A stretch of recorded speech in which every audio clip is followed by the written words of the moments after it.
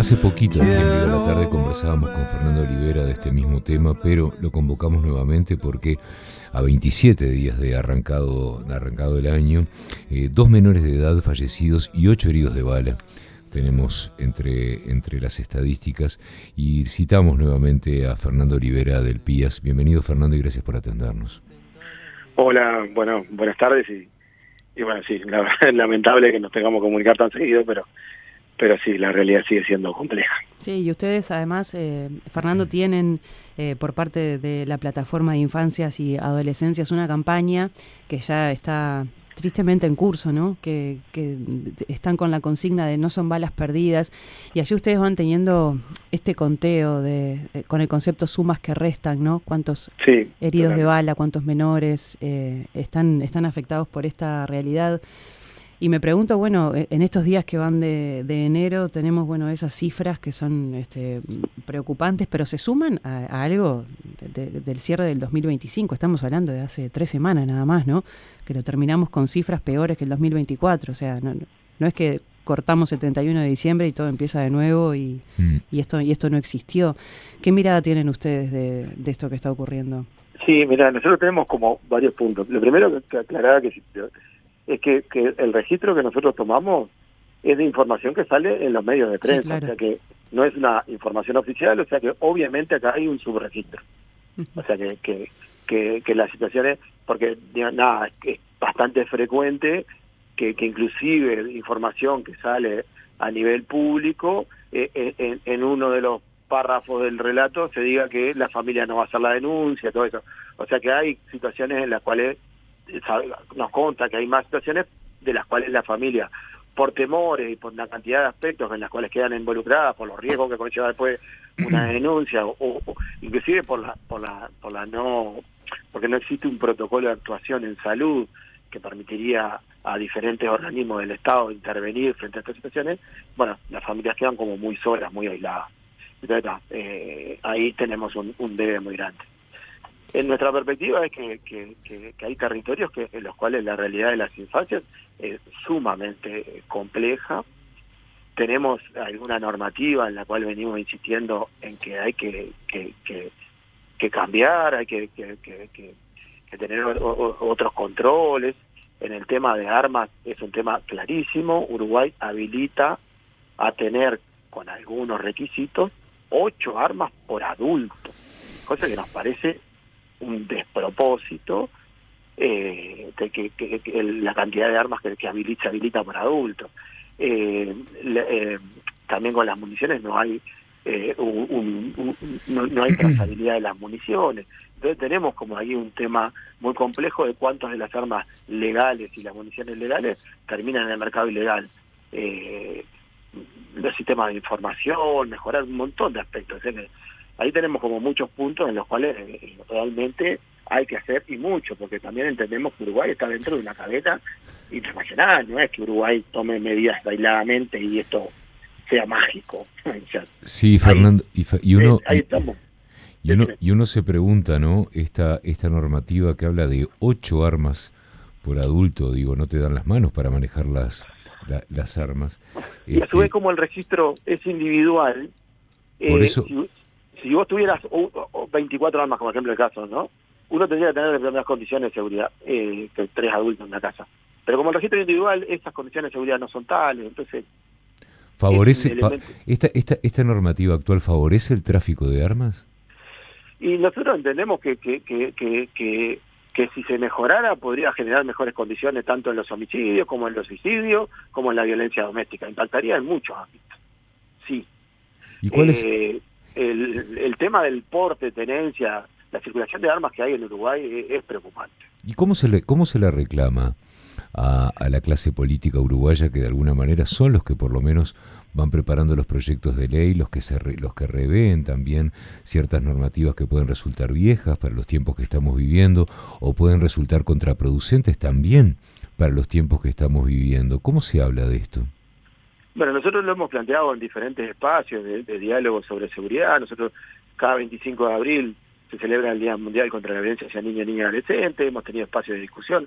Hace 3 años que venimos instaurando un espacio de discusión intersectorial, interpartidario, donde planteamos muchas de estas cuestiones.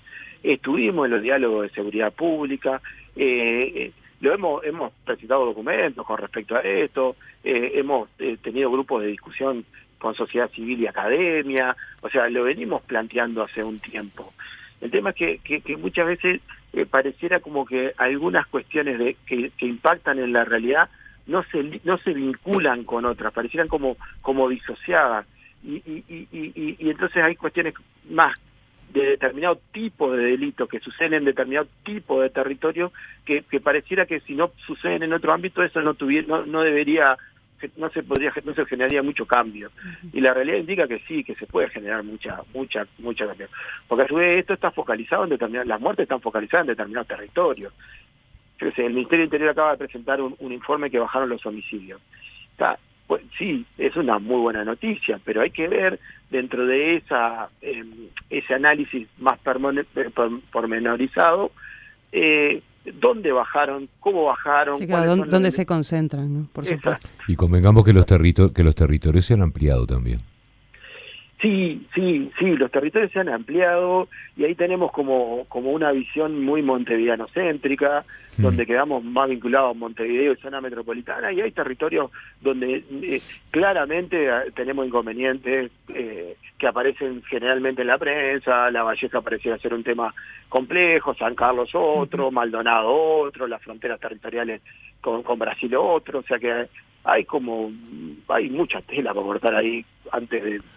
O sea, está bien, hay necesidad de respuestas a algunas cuestiones políticas, pero hay cuestiones donde la vida de la gente y en determinados territorios está sumamente compleja. No, y además estos son abordajes que tienen que ser desde muchos lados, ¿no? En estos casos tenemos la consecuencia de menores baleados o muertos como consecuencia de otras situaciones vinculadas a lo que viven en sus territorios, en sus contextos, ¿no? Entonces es como...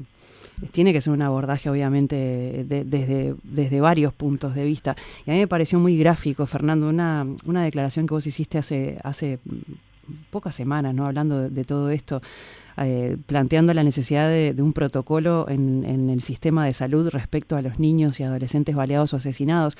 Vos mencionabas que, por ejemplo, hay gurises que los han asesinado en el tercer intento.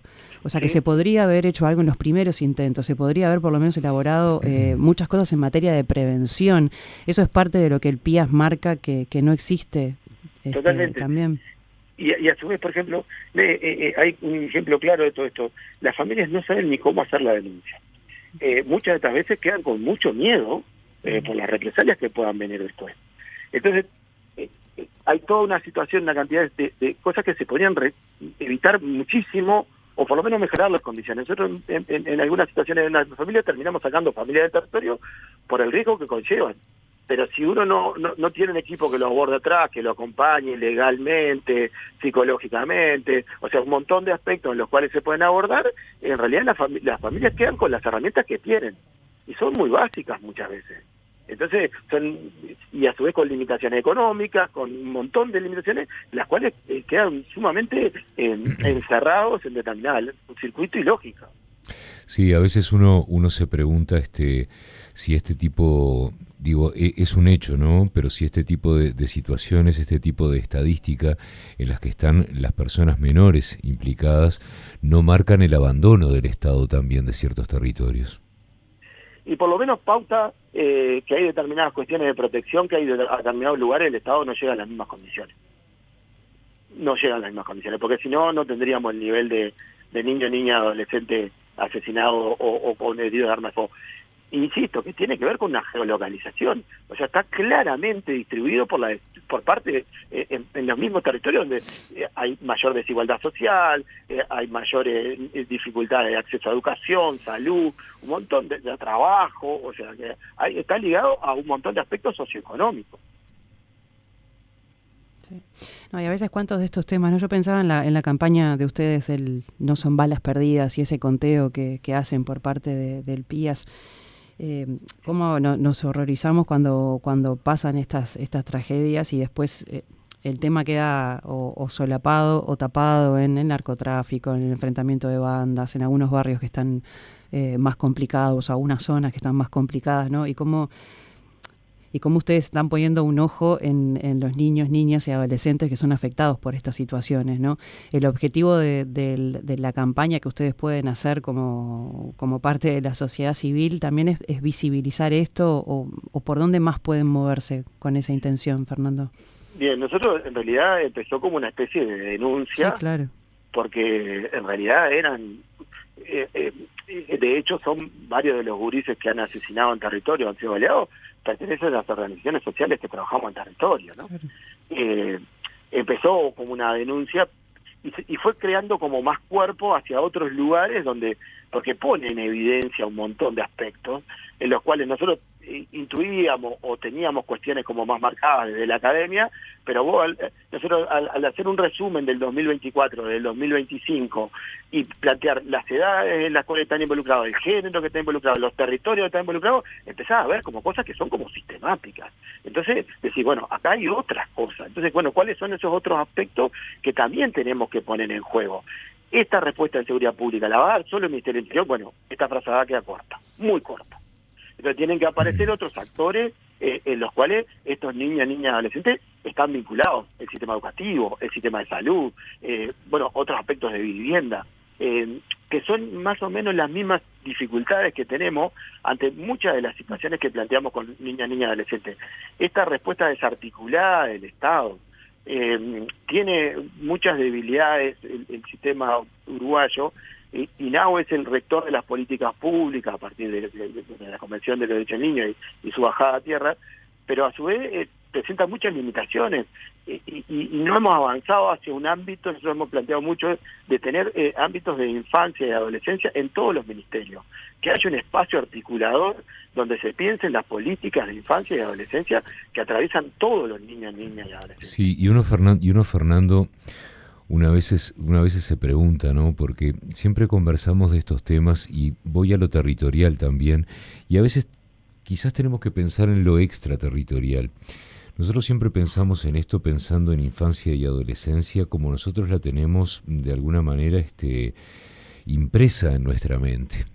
Y nunca pensamos también que son nuevas infancias, nuevas adolescencias que de alguna manera también se crían a la sombra de esta violencia. Y al criarse a la sombra de esta violencia también se crea y una cultura de todo esto. Normaliza todo esto. Exactamente, la cultura de cuando yo tenga mi propio revólver, yo voy a poder defenderme y yo también voy a poder atacar. Yo creo que el Estado en ese sentido hace muchísimos años que además de estar omiso, se ha mostrado desinteresado, o por lo menos no ha escuchado las voces especializadas que lo que iba a pasar, lo que preveían que iba a pasar, ya está pasando, y hace rato que está pasando. Totalmente. Ahí tenemos un discurso naturalizado con el uso de armas y la autodefensa como un elemento de seguridad pública, muchas veces manejado así, como la libertad, que yo puedo defender lo mío por sobre el derecho a la vida. Y esto aparece en muchos discursos de muchos actores.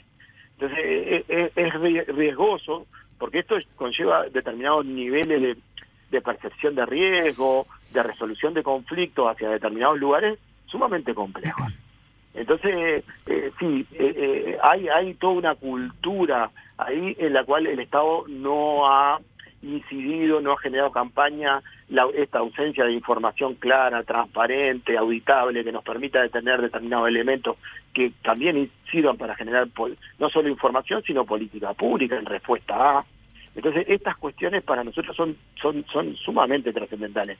Y a su vez a esto hay que sumarle que tenemos todo un entorno digital, o en los espacios tecnomediados, como les llaman ahora, donde los mismos gurises vuelven a quedar expuestos, pero por sobremanera, porque a su vez es como más sutil la explotación, es mucho más sutil la violencia, quedan mucho más mano a mano con el otro, y quedan totalmente aislados y fuera de contexto muchas veces en esta cuestión.